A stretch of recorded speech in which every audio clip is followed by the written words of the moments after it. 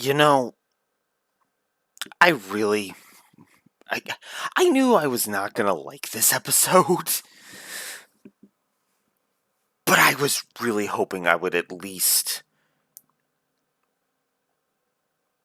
not want to not want to fucking scream after it. I have a headache after that two-parter for many, many fucking reasons that we will get into.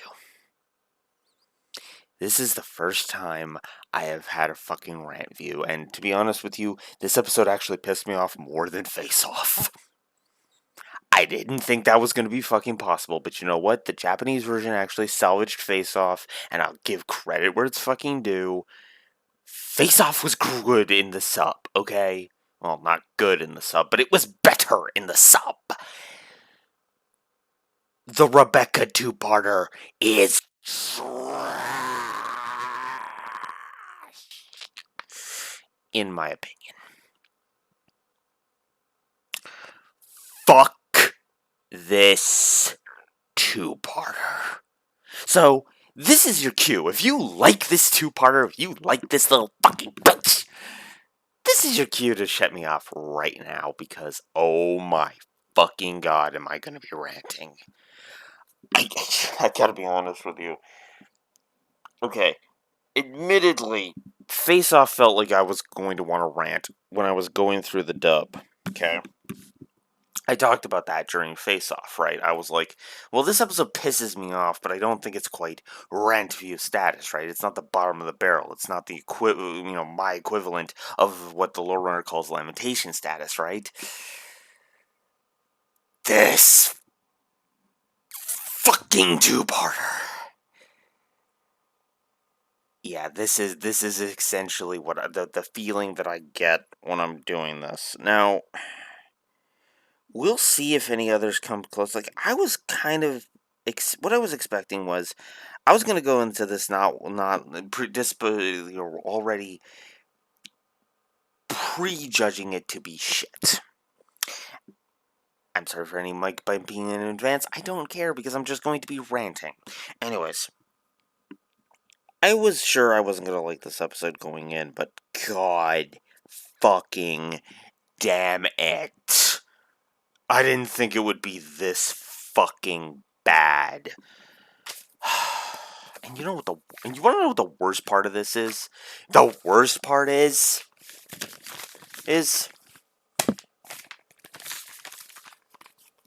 2 fucking pages of notes. 2 fucking pages of notes.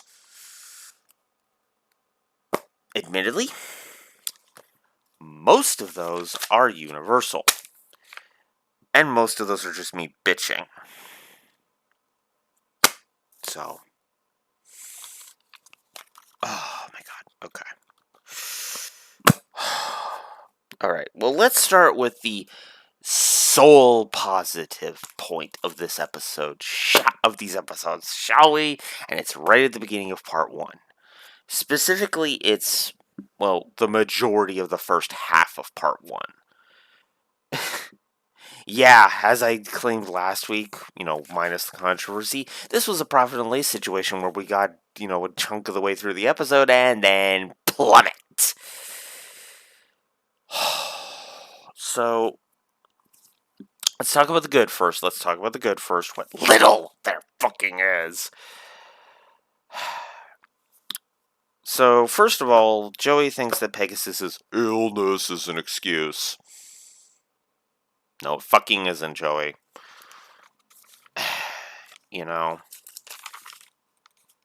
And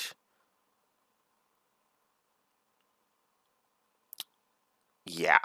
Oh, one thing I should mention, I didn't check if part 2 had this, but I actually kind of just let voice play for part 1. You know where the image of Pegasus looking down at the gang is in the intro? The intro they keep the same in the dub.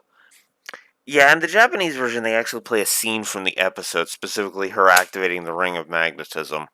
We'll get to that later. I didn't actually write down Ring of Magnetism, but I will remember to talk about it because this episode really pissed me off that fucking much.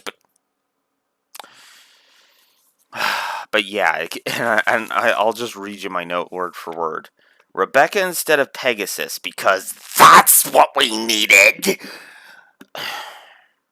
I get that the idea is that Rebecca is the antagonist of this two-parter, but fuck this episode and fuck this character. I guess I should explain it. So Rebecca is this two-parter is pure filler. Okay, there is no manga equivalent to Rebecca in the manga. And let me just say that the manga is better off for it. Because the last thing we fucking needed is a little girl whose sole contribution to the rest of the franchise, past this initial two-parter, is I want to bang Yugi. Now, I know that's disgusting because she's 12, but that's my fucking point!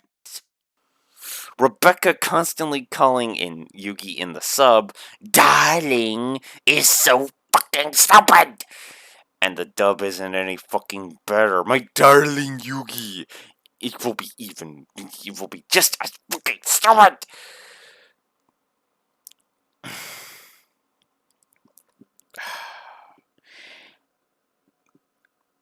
Sorry, I was supposed to talk about the positives, right? Anyways. But yeah, no, but Rebecca is pure. Actually, you know what? Let's save that. So all I'm just gonna say is, I will talk about the problem with Rebecca as a character when we get there.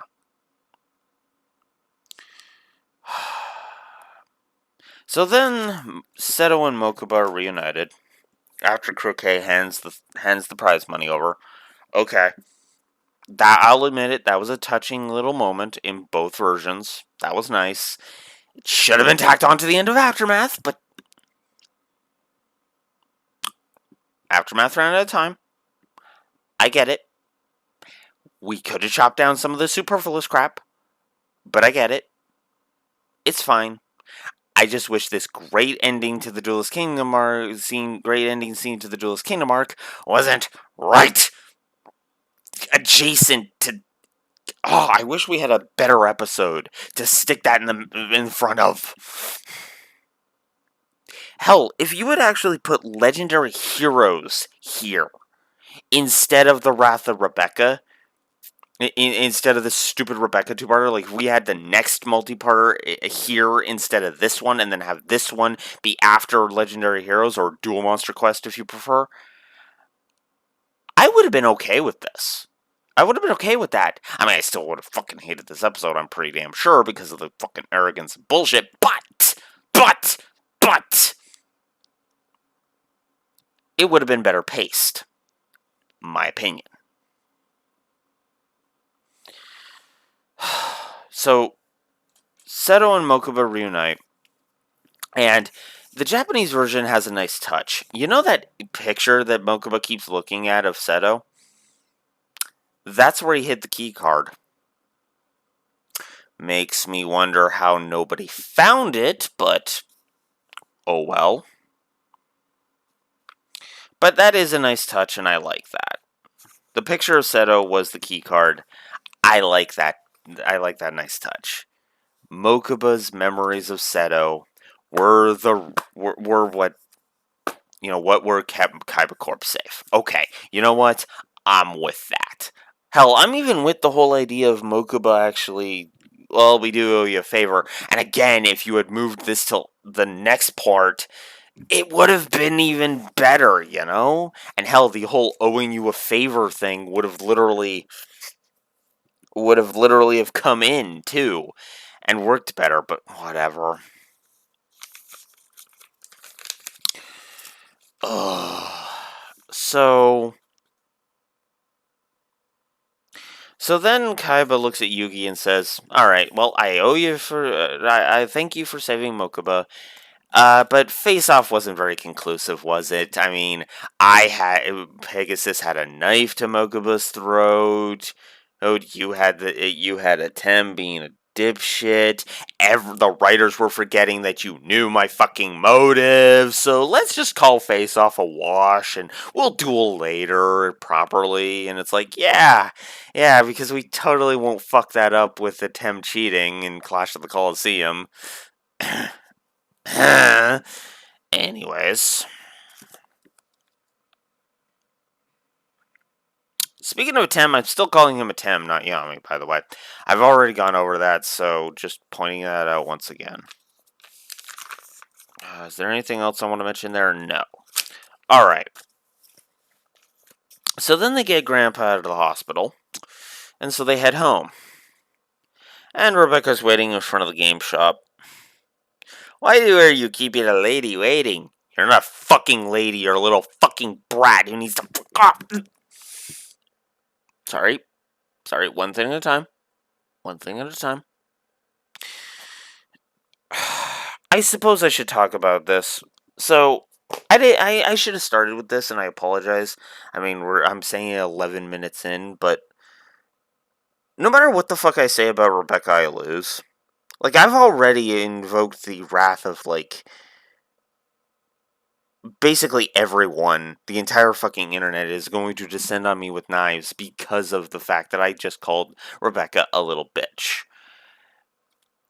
And I stand behind that statement. She is an arrogant little fucking bitch who just needs to go the fuck away. See, here's the thing. She is pure filler. That is my first problem with her. She is pure filler, so they had free reign to do whatever the hell they wanted with her. If they wanted to have Anzu have a love rival in the Japanese version, because the Japanese version was obviously the creators of her, then that would have been fine, because it would have been like, oh, okay, we're going to give Anzu a love rival. Okay, you know what? I would have been with that. I absolutely would have been with that. I would have been like, I wouldn't have liked it, but I would have been like, okay, I kind of see where you're going with this.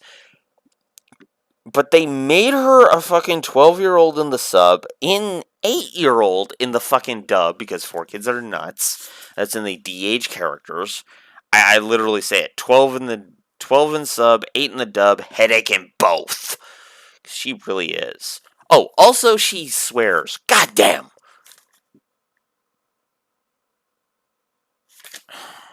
Anyways, she is the goddamn little bitch. So, in both versions, they imply that she is the best as duelist in America.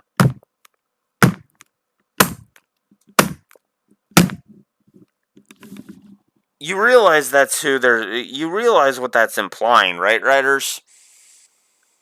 You're literally saying that, Bandit Keith, he's the US champ or whatever, but yeah, no, Rebecca is really. Now, I know the idea is supposed to be that Keith lost his title, but oh my god, what the really? We go from Bandit Keith to this little bitch. Really? Oh, speaking of Bandit Keith, in the Japanese version, Bandit Keith apparently tells Rebecca that it was Yugi that fucking stole Blue Eyes. Or that Solomon stole Blue Eyes. Are you fucking serious? No. Why did you buy Bandit Keith's bullshit? Before I give myself a concussion with all the smackings I'm giving myself with my notebook here, let's just move on. God. Oh, my God. Also, the teddy bear thing really needs to piss off. Because she keeps talking to Teddy Coon, right? And it's just like, wow, you are just irritating. Oh my god. There's my second note about arrogance. So then they go to Kaiba Land and they ask Mokuba if they can use one of the stadiums. Mokuba agrees, even though they're booked solid for 3 months. That's a hell of a turnaround, to be honest, because there's no real indication that time has passed in between. Like I said, that's why if you swap this episode with this two-parter with the next three-parters positions around, it flows just so much better. So what the hell were they thinking with this episode order?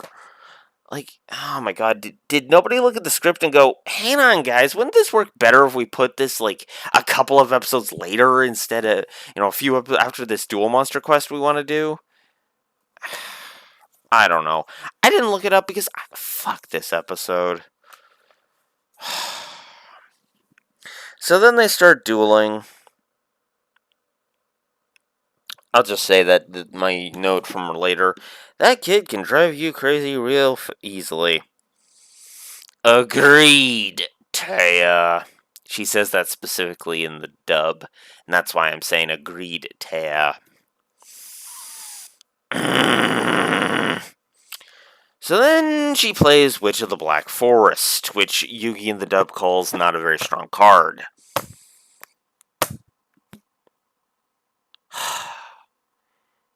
Yugi, the IRL ban list says hi. Ditto with Sangen, by the way. Okay, if you're not familiar with Witch of the Black Forest and Sangen, they operate basically the exact same way as they do here. The only difference was there was no restrictions on the effects, which is where the erratas came in. The idea was you basically can't use the effects of the monsters you search, is what the errata, the modern day errata is. But back in the day, it was just a straight search. Witch of the Black Forest was any monster with 1500 or less defense, and Sangen was 1500 or less attack. Now, is there any kind of 5-card combo that you think might be useful to use for that kind of a combo, especially in accordance with Cannon Soldier? A sealed spellcaster monster who literally won Yugi his first win of this series in episode 1. Yeah. Right? So, there's that.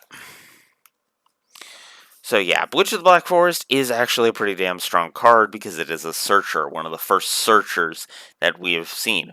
Also the first floater. In other words, when it goes to the graveyard, you get something out of it. That's cool. That's a nice touch. So then Tribute to the Doom happens. Here, I'm going to destroy one of your monsters just instantaneously. Nice. Nice. So then Rebecca whips out Millennium Shield which is the high defense. This is also where she puts Ring of Magnetism on it too. Then lures out Cannon Soldier, which then gets attacked, and then Cannon Soldier doesn't take the hit because of Ring of Magnetism, which Yugi didn't know because Rebecca didn't explain her fucking moves. I know I've bitched about this before, but this really pisses me off.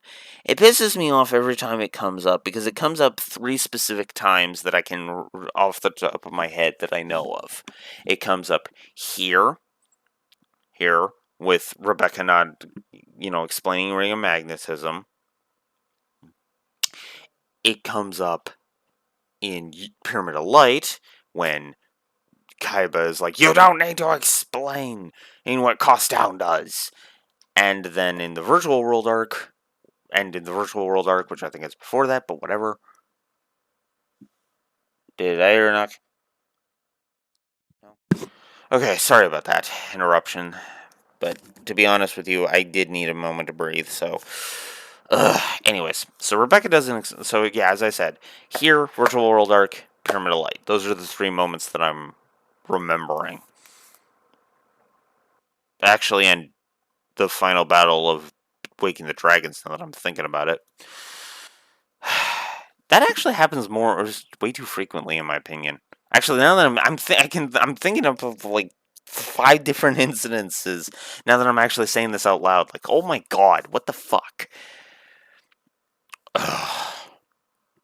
But yeah, proper etiquette is you're supposed to explain your moves, you little bitch. Anyways. So then she finally gives her last name, Hawkins, or Hopkins if you prefer.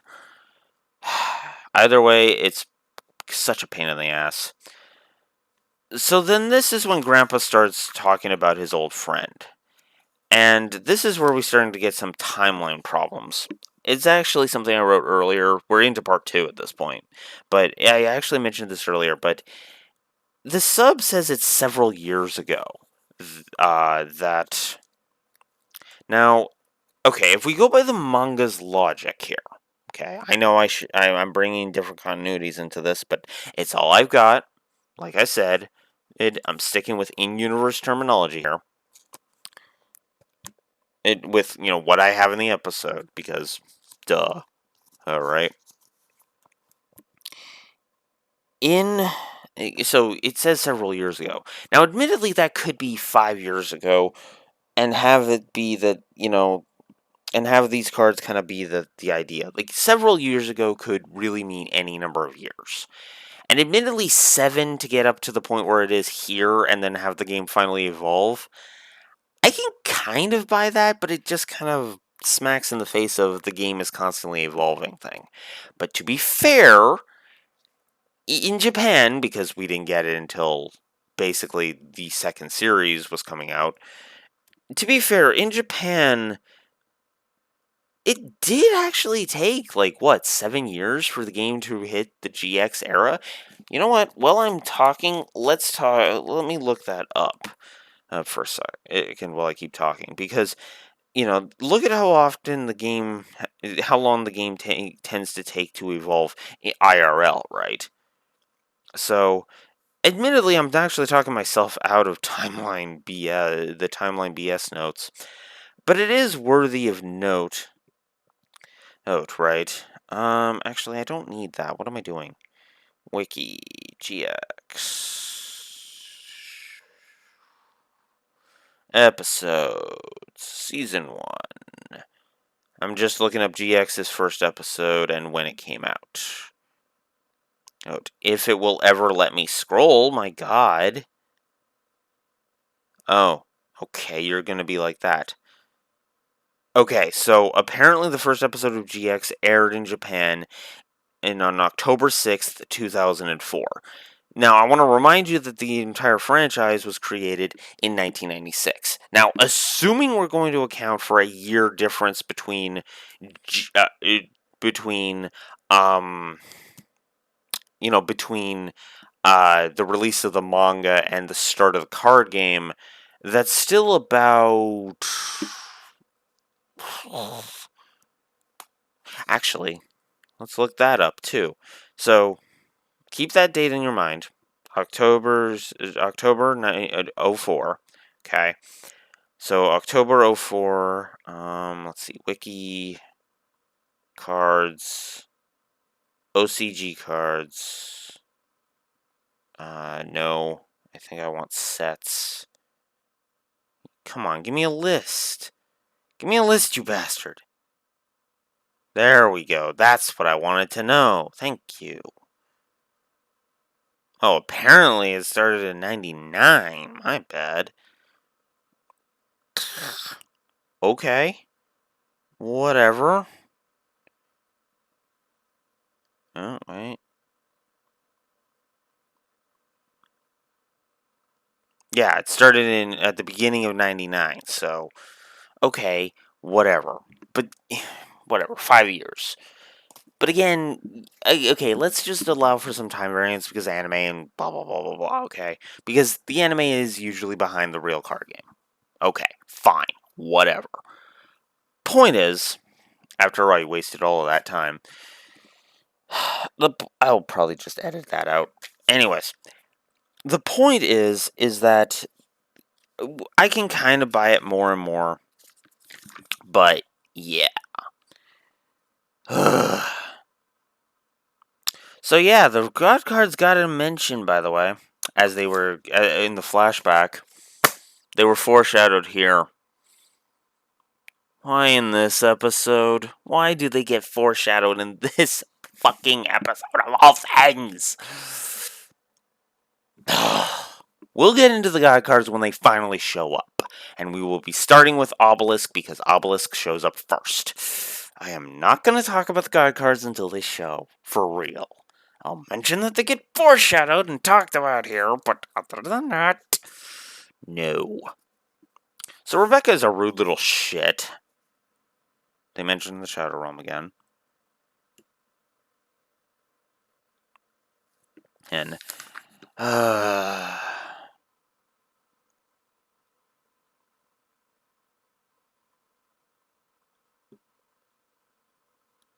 don't have that many notes for that. I'm starting to, God, it is actually warm in here. I'm actually starting to sweat. Jesus. So, let's just get back to the duel. So, yeah, also, by the way, this duel is playing out exactly how it did in that cave. Because plot convenience playhouse is plot convenience playhouse. I want to call it contrivance, but whatever.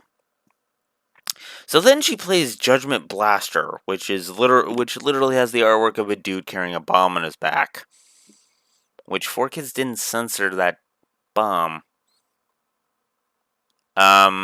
Did they not know what a nuke looked like? I mean, did they not know what a nuke looked like? Anyways.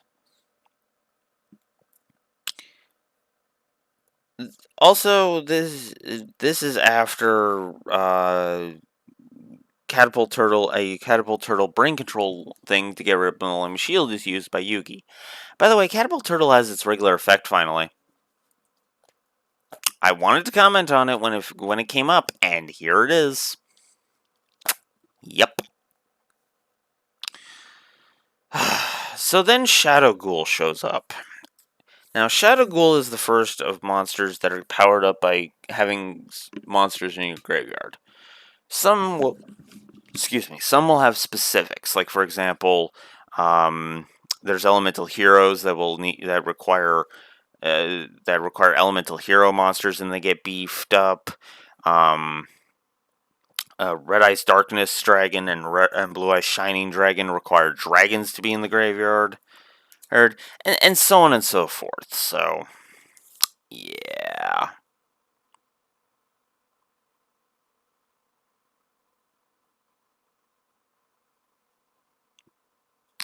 There's the headache thing. That. So, Yugi basically gets to the point. It draws his final card. Puts it back on the top of his deck. And for the second time in history, we have somebody surrendering a duel. And it's Yugi. Why? Why does he surrender this duel?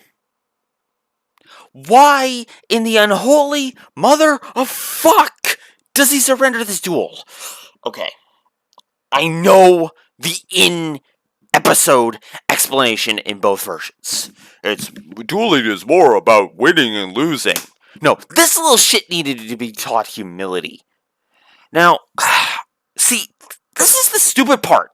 I am of the opposite frickin' opinion on this.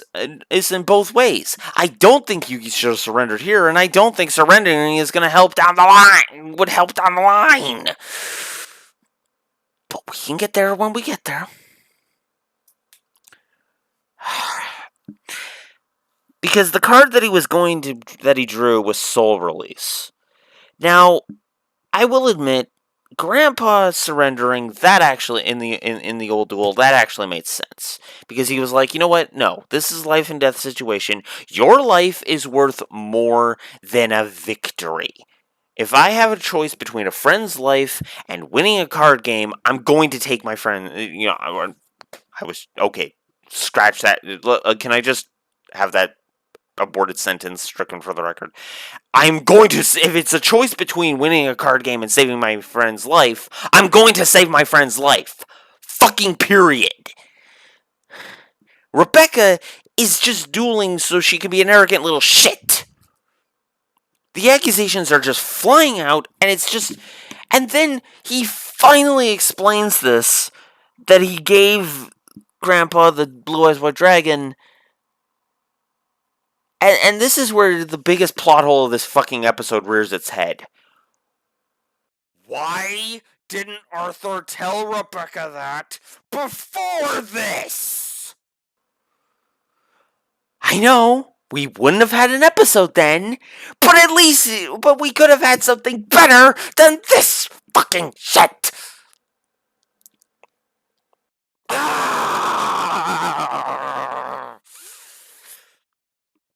And while I'm on the subject, why the fuck is this a two-parter? Why? Why do we waste so much fucking time? Now, admittedly, the answer to that is probably because we still had the cleanup from Duelist Kingdom. Okay, but you could have shrunk this. Maybe have a quick have the explanation come after, where it was like, yeah, Grandpa's my old, Arthur come in and say, Solomon or Sogoroku is my friend. We met in an archaeology dig. We had a duel. Then we were trapped in the cave. We were dueling for water, and then just like Yugi just did, it just even though Sugoroku could have won, he surrendered because he deemed my life more important. Have it be like a 2-minute explanation instead of dragging this out 4 billion years. Just have and cut down on Rebecca's fucking banter and accusations and yeah, family's a thief and meh. Maybe we couldn't have gotten this all into one episode, but God, the pacing of these episodes is terrible. On top of everything else I've been ranting about.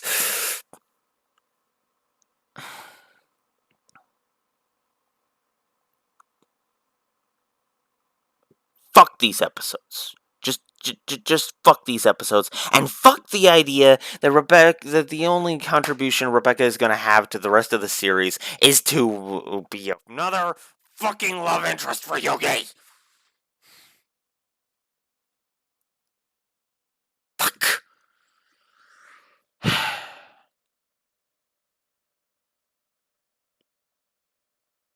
But I'm not done, am I? No. I'm not done, am I? Because... Oh, also, while we're on the subject, why the fuck does Rebecca get off the hook so goddamn fucking easily with this? I get it. Yugi is a very forgiving person, but fuck!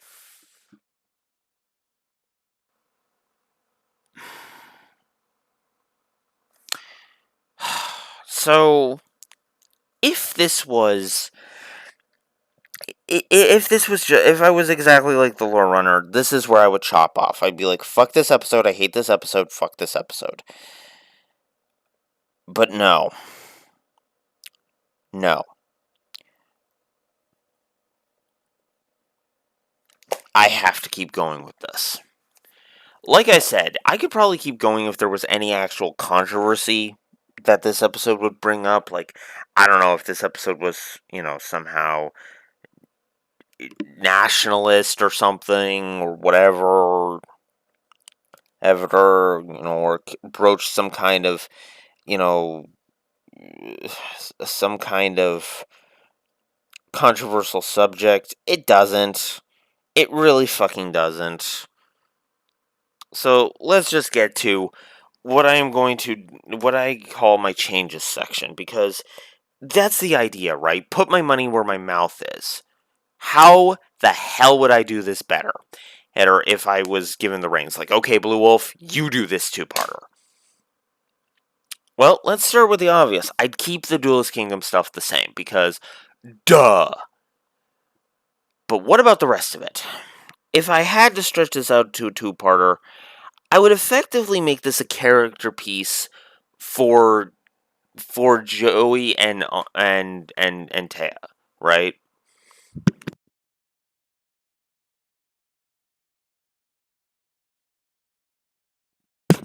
And my nose was being an irritant. Anyways,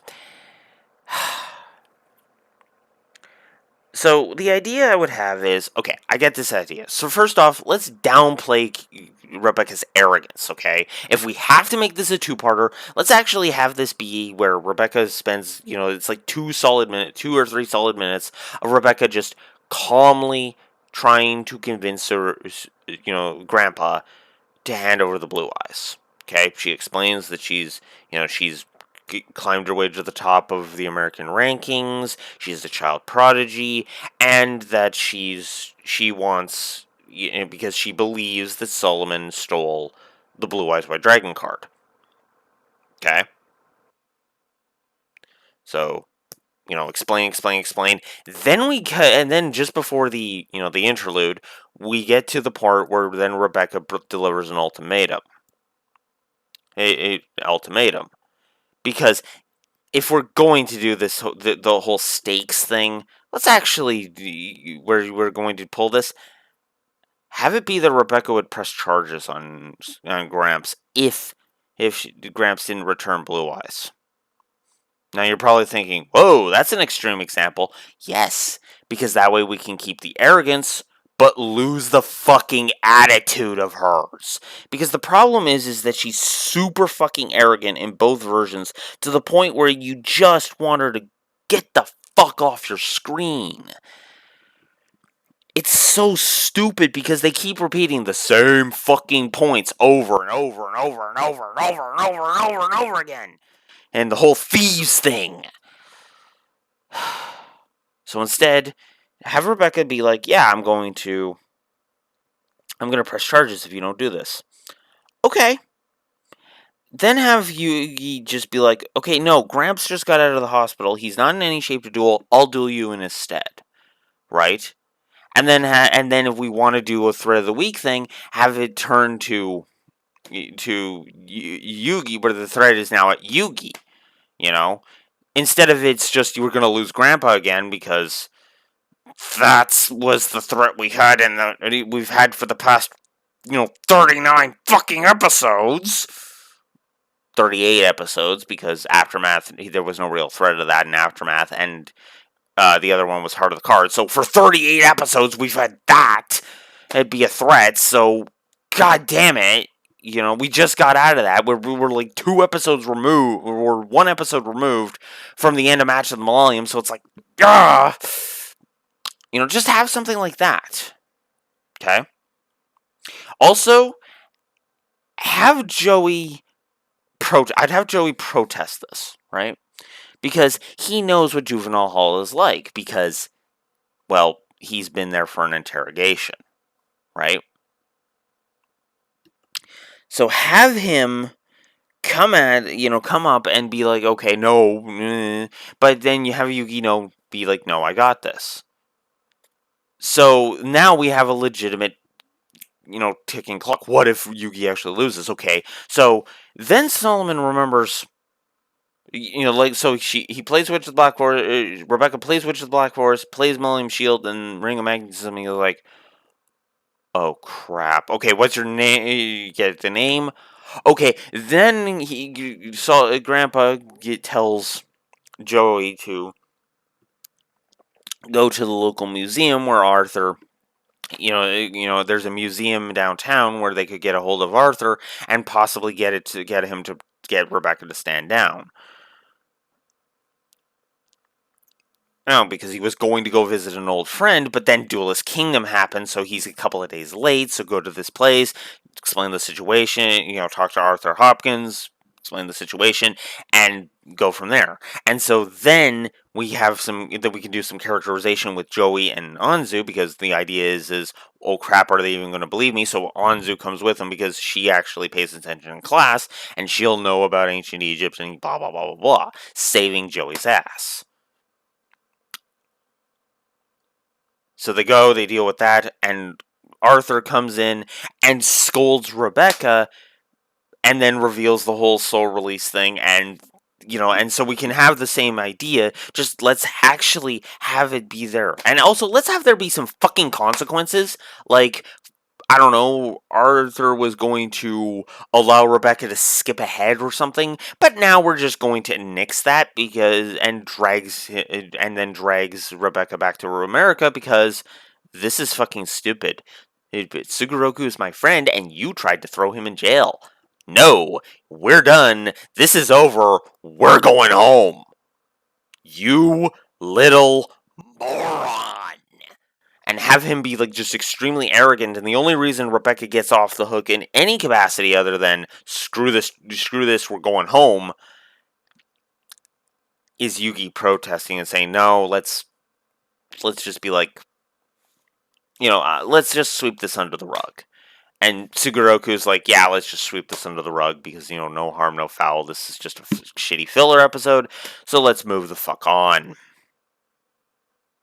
Also, why the hell can't...